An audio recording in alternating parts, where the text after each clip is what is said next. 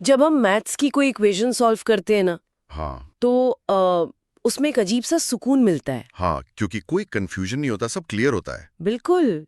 जैसे 2 और 2 हमेशा 4 होते हैं। इंसान का दिमाग हमेशा से ना एक सर्टेनिटी ढूंढता है, एक ठोस सच। सही बात है, दिमाग को सर्टेनिटी चाहिए होती है। जैसे एक टूटी हुई हड्डी का एक्सरे हाँ। इसकी सबसे बेहतरीन मिसाल है। हड्डी कहाँ से टूटी है, उसमें वो सफेद लाइन बिल्कुल क्लियरली दिख जाती है। अरे वहां तो सच बिल्कुल ब्लैक एंड व्हाइट होता है। वही ना, डॉक्टर बस पॉइंट करता है और कहता है कि देखिए यहाँ प्रॉब्लम है। एक तरफ सच है और दूसरी तरफ झूठ। और ये जो ब्लैक एंड व्हाइट देखने की आदत है ना, ये हमारे सर्वाइवल का एक बहुत बड़ा हिस्सा रही है। एक बाइनरी सिस्टम की तरह काम करता है हमारा दिमाग। मतलब जैसे डेंजर और सेफ्टी वाला हिसाब। एग्जैक्टली क्या ये चीज मेरे लिए खतरनाक है या सुरक्षित है, सही है या गलत। हम इंसानों को चीजें इस तरह क्लियर कट कैटेगरीज में रखना बहुत पसंद है। क्योंकि उससे लाइफ थोड़ी सिंपल हो जाती है, राइट? हाँ, क्योंकि इससे कॉग्निटिव लोड कम होता है।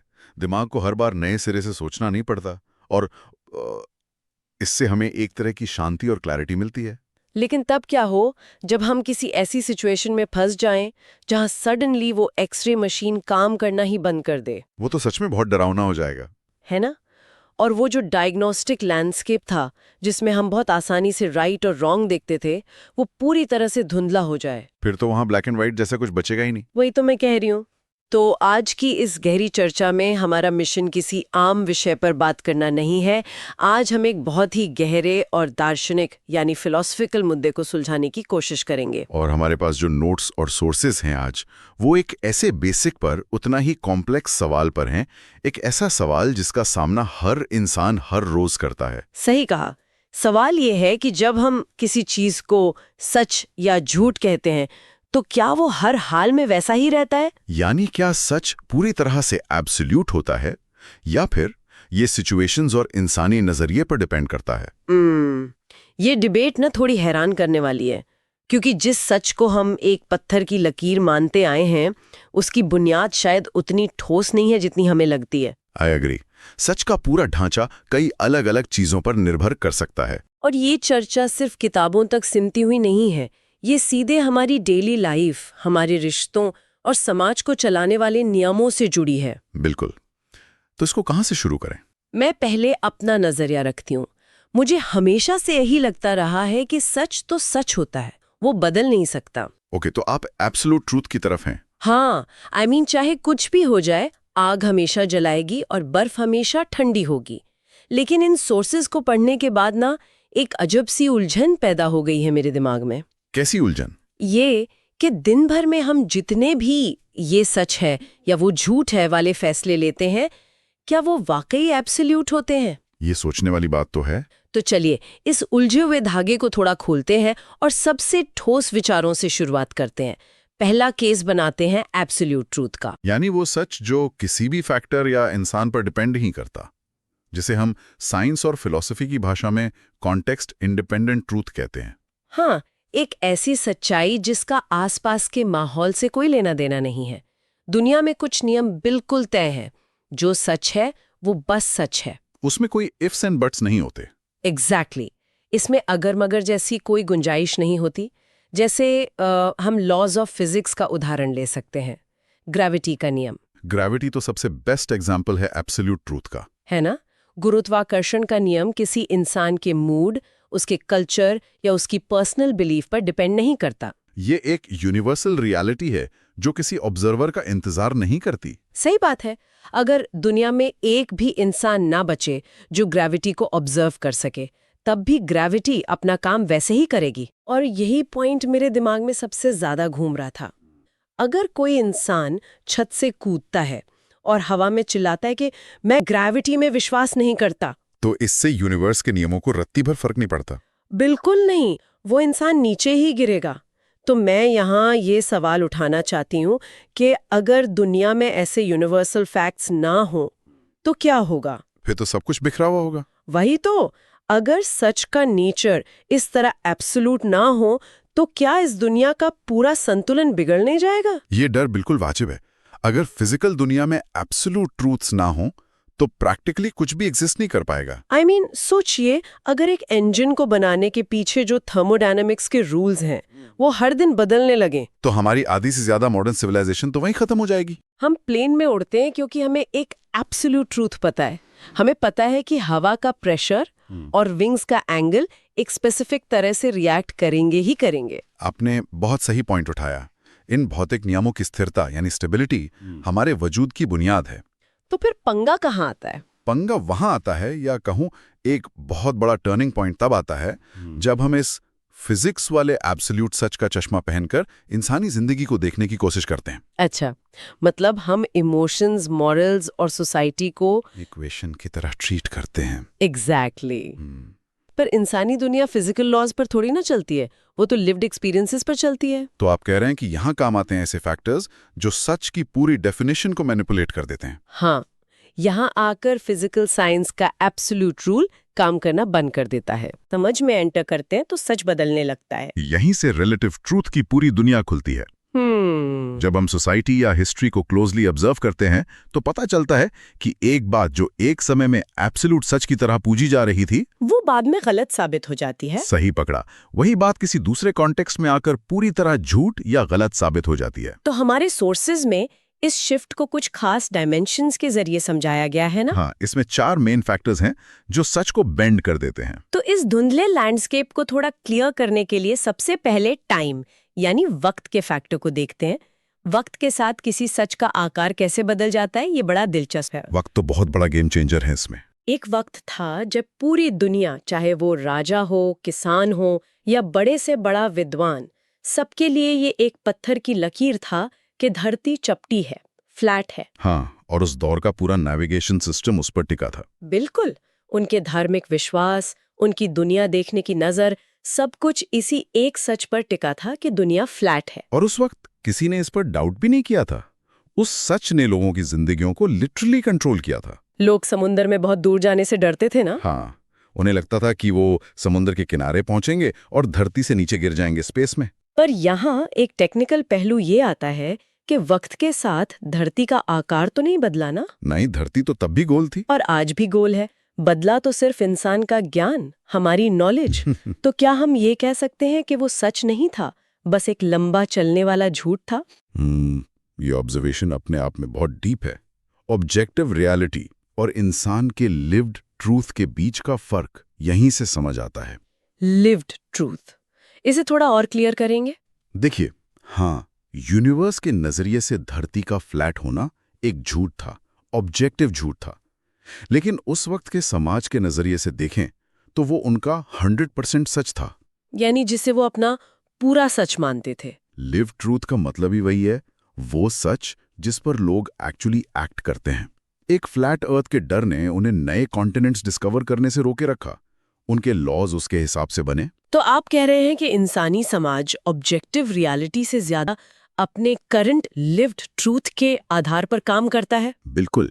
उनके लिए वो सच एब्सोल्यूट था जब तक वक्त ने उसको रिलेटिव साबित नहीं कर दिया। ये बात सच में पर्सपेक्टिव को एकदम ट्विस्ट कर देती है। हमारा वक्त और हमारी लिमिटेड नॉलेज किसी गलत चीज को भी हमारे लिए एकदम एब्सोल्यूट सच बना सकती है। सही बात है। अब वक्त के फैक्टर से आगे बढ़ते हैं। हाँ, मान लीजिए हम एक ही दौर में हैं, वक्त नहीं बदला है, पर अगर सिर्फ जगह बदल दी जाए तो सच कैसे बदलता है? ज्योग्राफिक बॉर्डर्स किसी सच को झूठ में कैसे कन्वर्ट कर सकते हैं? इसका सबसे सीधा और प्रैक्टिकल उदाहरण हमें सोसाइटी के रूल्स में मिलता है।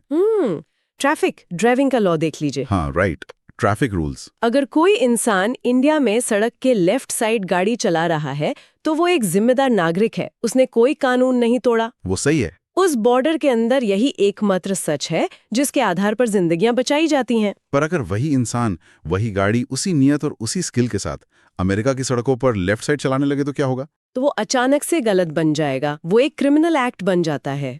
देखा, एक्शन बिल्कुल सेम है, इंसान सेम है, इंटेंशन भी सेम है, लेकिन लॉन्गिट्यूड और लैटिट्यूड बदलते ही उस एक्शन की मोरालिटी और लीगैलिटी दोनों रिवर्स हो गई। जो कल तक एक लाइफ सेविंग सच था वो एक फेटल झूठ या बहुत बड़ी गलती बन गया, जस्ट बॉर्डर क्रॉस करते हैं। और इसीलिए कहा जाता है कि ह्यूमन कॉन्टेक्स्ट में सच अक्सर जगह का मोहताज होता है। ये तो बहुत क्लियर एग्जाम्पल था। और जगह से ही जुड़ी हुई एक और बीमारी है, देखने वाले का नजरिया, यानी पर्सपेक्टिव। ये मेरा फेवरेट है। ये और भी कॉम्प्लेक्स है क्योंकि यहाँ ना वक्त बदला है ना दुनिया के नक्शे पर कोई बॉर्डर क्रॉस हुआ है। यहाँ बस एक ही रूम में दो अलग इंसान खड़े हैं। पर्सपेक्टिव को लेकर लोग अक्सर बहुत सुपरफिशियल बातें करते हैं, जैसे वो पुराना इंटरनेट का एग्जाम्पल है ना, जहां जमीन पर एक नंबर लिखा है और कोई उसे 6 बोल रहा है, कोई 9 बोल रहा है।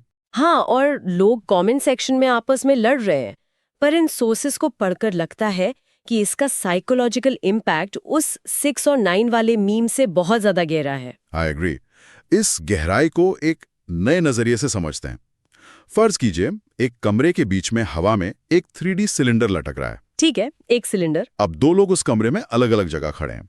पहला इंसान ठीक उस सिलेंडर के नीचे खड़ा है और ऊपर से एक लाइट पड़ रही है। ओके, तो उसको नीचे शैडो दिखेगी। हाँ, उस इंसान को जमीन पर एक सर्कल, एक गोल परछाई दिखती है। वो इसे नापता है, मैथ अप्लाई करता है और पूरे कॉन्फिडेंस से कहता है कि ये गोल है, ये एक सर्कल है। और क्योंकि उसने प्रॉपर मैथ अप्लाई की है तो उसे लगता है कि उसका सच एब्सोल्यूट हो चुका है। वो झूठ कैसे हो सकता है? बिल्कुल। अब दूसरे इंसान की बात करते हैं, जो उस सिलेंडर के ठीक सामने साइड में खड़ा है और लाइट पीछे से पड़ रही है। करता है कि ये एक रेक्टेंगल है। अब अगर ये दोनों इंसान एक दूसरे से बात करें तो दोनों को लगेगा कि सामने वाला झूठ बोल रहा है या पागल हो गया है। ये मेटाफर वाकई आंख खोलने वाला है। दोनों अपनी अपनी जगह पर प्योरली साइंटिफिक और लॉजिकल अप्रोच लगा रहे हैं। दोनों के पास अपने सच को साबित करने के लिए सॉलिड प्रूफ है। अगर पहला इंसान दूसरे को झूठा बोलता है तो वो इसलिए नहीं बोल रहा क्योंकि उसे दूसरे को नीचा दिखाना है। तो किस लिए बोल रहा है? वो इसलिए बोल रहा है क्योंकि वो सच में रेक्टेंगल देख ही नहीं पा रहा है। उसका स्पेशियल फ्रेम, उसका होराइजन ऑफ विजन ही उतना है कि उसे सिर्फ सर्कल दिख रहा है। और सबसे बड़ी आयरनी पता है क्या है? ये कि उन दोनों का सच जो उन्हें एब्सोल्यूट लग रहा है, वो असल में उस 3D सिलेंडर की आधी अधूरी सच्चाई है। ओ वाओ, वही तो। एक डायमेंशन में वो सर्कल है, दूसरे में रेक्टेंगल, पर असल में वो एक 3D ऑब्जेक्ट है जिसे कोई पूरी तरह नहीं देख पा रहा। इंसानी आर्ग्यूमेंट्स और कॉन्फ्लिक्ट्स का सबसे बड़ा रूट कॉज तो यही होता है ना? एग्जैक्टली। जब लोग समाज और पॉलिटिक्स में लड़ते हैं तो वो उस परछाई पर लड़ रहे होते हैं, बिना ये रियलाइज किए कि सामने वाले की पोजीशन क्या है। ये ऑब्जर्वेशन तो हमारी डेली लाइफ के हजारों कॉन्फ्लिक्ट्स को परफेक्टली एक्सप्लेन कर देता है। सही में।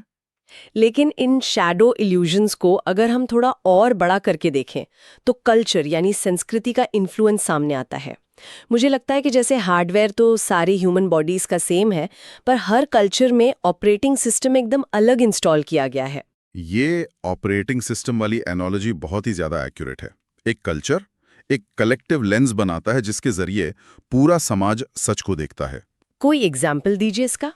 एक एग्जाम्पल लेते हैं बॉडी लैंग्वेज और रिस्पेक्ट का। कुछ कल्चर्स में, खासकर वेस्टर्न देशों में, बात करते वक्त सामने वाले की आंख में आंख डाल के देखना एक एब्सोल्यूट सच बन चुका है। हाँ, वहाँ आई कांटेक्ट को कॉन्फिडेंस मानते हैं। बिल्कुल। वो मानते हैं कि ये इंसान कॉन्फिडेंट है, ईमानदार है और रिस्पेक्ट शो कर रहा है। वहाँ अगर आप आंखें चुराते हैं तो लोग आपको शक की निगाह से देखते हैं। उन्हें लगता है कि अरे ये तो कुछ छुपा रहा है। वहीं दूसरी तरफ कई ईस्टर्न या ट्रेडिशनल कल्चर्स में आ जाइए, वहां अपने से बड़ों या किसी अथॉरिटी फिगर के सामने डायरेक्ट आंखों में देखना कैसा माना जाता है? बहुत बड़ा अनादर, एक एग्रेसिव बिहेवियर माना जाता है। सही बताया। वहां रिस्पेक्ट दिखाने का सच ये है कि आप अपनी नजरें झुकाकर रखें। एक ही फिजिकल एक्शन, आंखों में देखना, दो अलग कल्चर्स में एंटर करते ही हीरो से विलन बन जाता है। तो यहाँ पर आदर और अनादर या राइट और रॉन्ग का कोई यूनिवर्सल ट्रूथ बचा ही नहीं। वो तो पूरी तरह से सॉफ्टवेयर के कोडिंग पे डिपेंड कर गया। एग्जैक्टली। पर एक सेकंड, जब मैं इन चारों फैक्टर्स वक्त, जगह, पर्सपेक्टिव और कल्चर को एक साथ मिलाकर सोचती हूँ तो मुझे एक बहुत अजीब सी बेचैनी महसूस होती है। कैसी बेचैनी? एक बहुत बड़ा फिलोसॉफिकल सवाल खड़ा होता है मेरे माइंड में। अगर हर चीज सिर्फ एक कॉन्टेक्स्ट ही है तो क्या दुनिया में कोई अल्टीमेट ट्रूथ बचा ही नहीं है? ये वही ग्रे एरिया है जो सबसे ज्यादा अनसेटलिंग होता है हमारे दिमाग के लिए। क्योंकि अगर सब कुछ रिलेटिव है तो क्या हर एक्ट, हर गलती, यहाँ तक कि किसी क्राइम को भी सिर्फ एक नजरिया कहकर जस्टिफाई किया जा सकता है? ये बहुत ही वैलिड पॉइंट उठाया आपने। यही तो मेरा सबसे बड़ा पुशबैक है इस पूरी रिलेटिव ट्रूथ की फिलॉसफी पर। अगर एक क्रिमिनल कोर्ट में आकर कहे कि देखिए, मेरे नजरिए से, मेरी कंडीशंस के हिसाब से चोरी करना या किसी को नुकसान पहुंचाना पूरी तरह से सही था, तो उस पर कोई सोसाइटी कानून कैसे लगाएगी? वो तो खुद को इनोसेंट ही बताएगा। वही ना, अगर हमने ये मान लिया कि सच सिचुएशन पर डिपेंड करता है तो हम किसी को सजा कैसे दे सकते हैं? इस लॉजिक से तो दुनिया में पूरी तरह केओस फैल जाएगा। हर इंसान अपने रिलेटिव ट्रूथ का झंडा उठाकर घूमेगा। ये डायलेमा समाजशास्त्र यानी सोशियोलॉजी का सबसे सेंट्रल मुद्दा है। आप बिल्कुल ठीक कह रही हैं। तो फिर इस केओस से बचने का तरीका क्या है? अगर इंसानी समाज को जिंदा रहना है, सर्वाइव करना है, तो वो इस पूरे रिलेटिविटी के केओटिक समुंदर में नहीं तैर सकता। इसलिए इंसान ने एक बहुत ही ब्रिलियंट सिस्टम डेवलप किया है। कैसा सिस्टम? जिसे हम सोशल कॉन्ट्रैक्ट्स या कंसेंसस रियलिटी कहते हैं। यानी हम खुद अपने लिए आर्टिफिशियली एब्सोल्यूट ट्रूथ्स बनाते हैं। बिल्कुल सही समझे आप। सोसाइटी मिलकर कुछ लकीरें खींचती है और आपस में एग्री करती है कि ठीक है, हम जानते हैं कि फिलॉसफी के हिसाब से सब कुछ रिलेटिव हो सकता है, पर सर्वाइवल के लिए आज से हम कुछ चीजों को एब्सोल्यूट मानेंगे। समझ आई बात। जैसे कि बिना किसी वजह के किसी की जान लेना यानी मर्डर करना गलत है।